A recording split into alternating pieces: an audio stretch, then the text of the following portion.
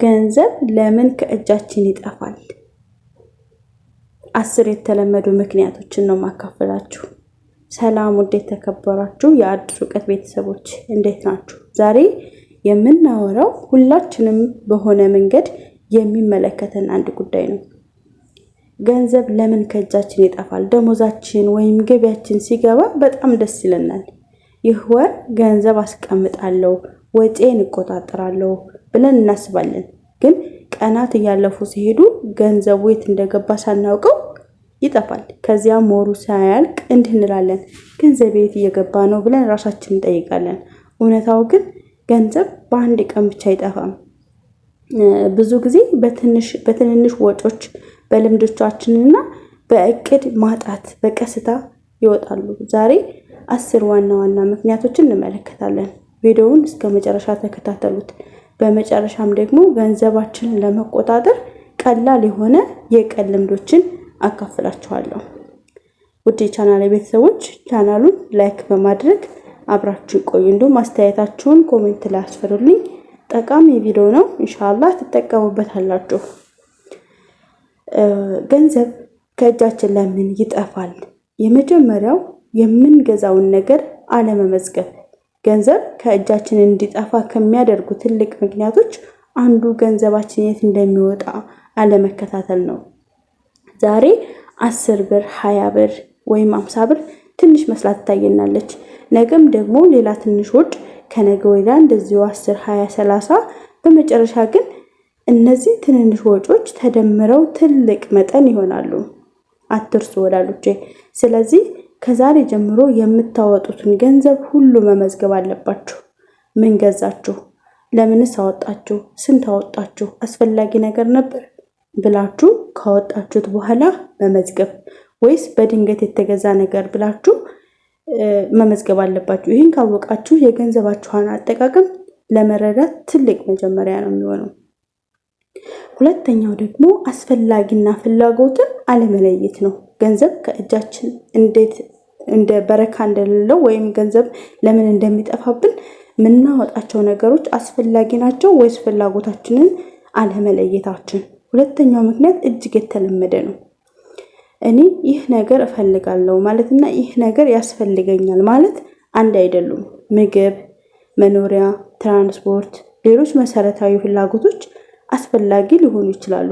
ግን አንድ ነገር ስላየን ብቻ መግዛት ወይም ሌላ ሰው ስለወደደው ይህ ቆንጆ ነገር ነው ስላሉን ሁልጊዜ አስፈላጊ አይደሉም።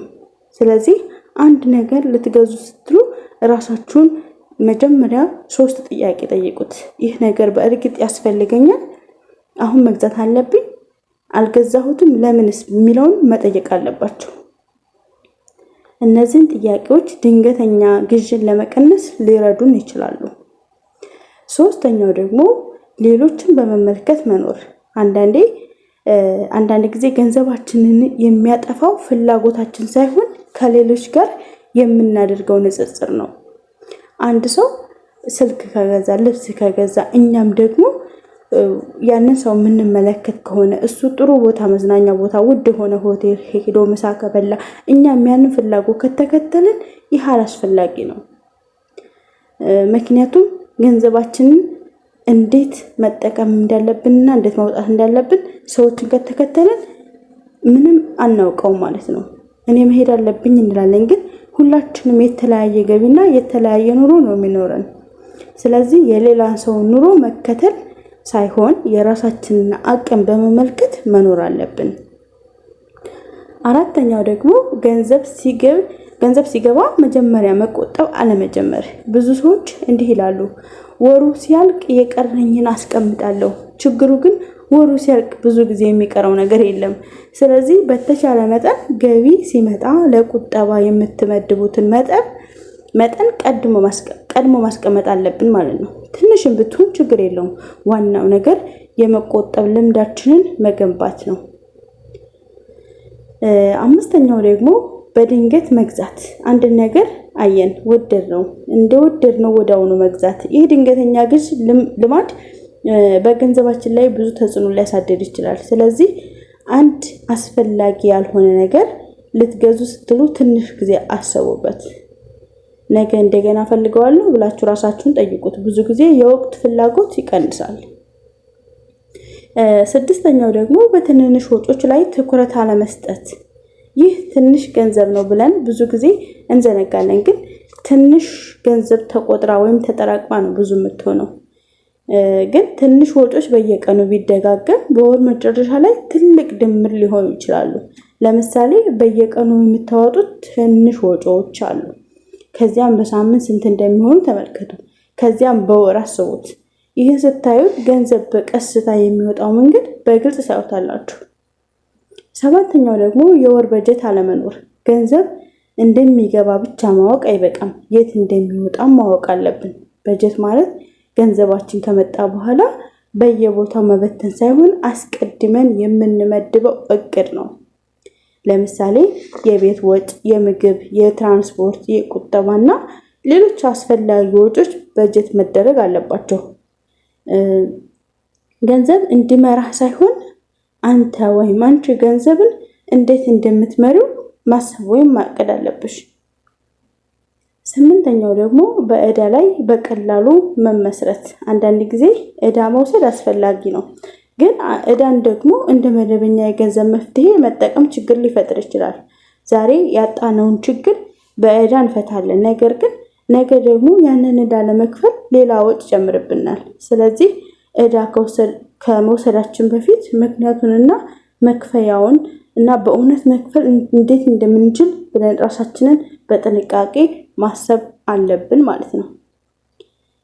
ዘጠነኛው ደግሞ ገንዘብ ሲገኝ ወጪን መጨመር። አንዳንድ ሰዎች ገቢያቸው ሲጨምር ቁጠባቸው አይጨምርም፣ ይልቁንም የኑሮ ወጫቸው ይጨምራል።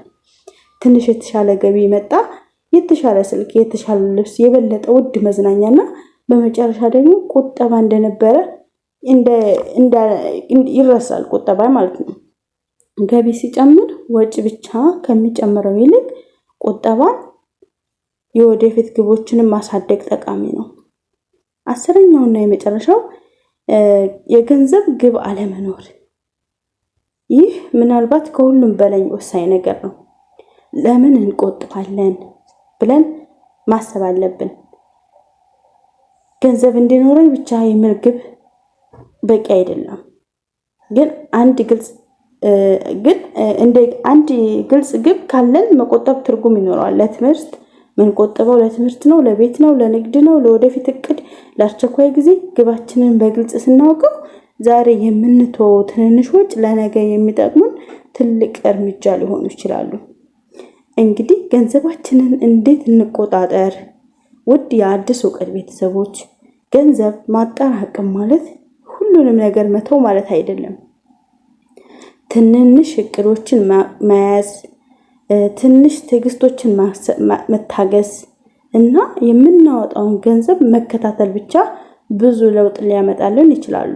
ከዛሬ ጀምሮ እንደ ቀላል ልምድ ጀምሩት። የምታወጡትን ሁሉ መዝግቡ። ትንሽም ቢሆን ትልቅም ቢሆን መዝግቡት። ከአንድ ሳምንት በኋላ ወጫችሁን ተመልከቱ።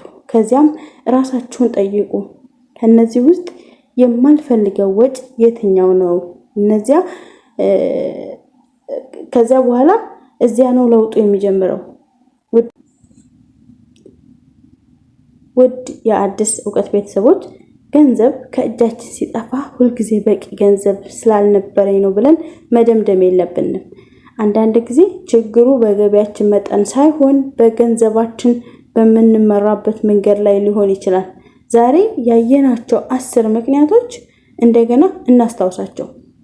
ወጪን አለመመዝገብ፣ ፍላጎትን ከአስፈላጊ ነገር አለመለየት፣ ከሌሎች ጋር መነጻጸር፣ ገቢ ሲገኝ መጀመሪያ አለመቆጠብ፣ በድንገት መግዛት፣ ትንንሽ ወጪዎችን አለመቆጣጠር፣ የወር በጀት አለመኖር፣ ዕዳን በቀላሉ በመጠቀም ገቢ ሲጨምር ወጪን መጨመር፣ የገንዘብ ግብ አለመኖር።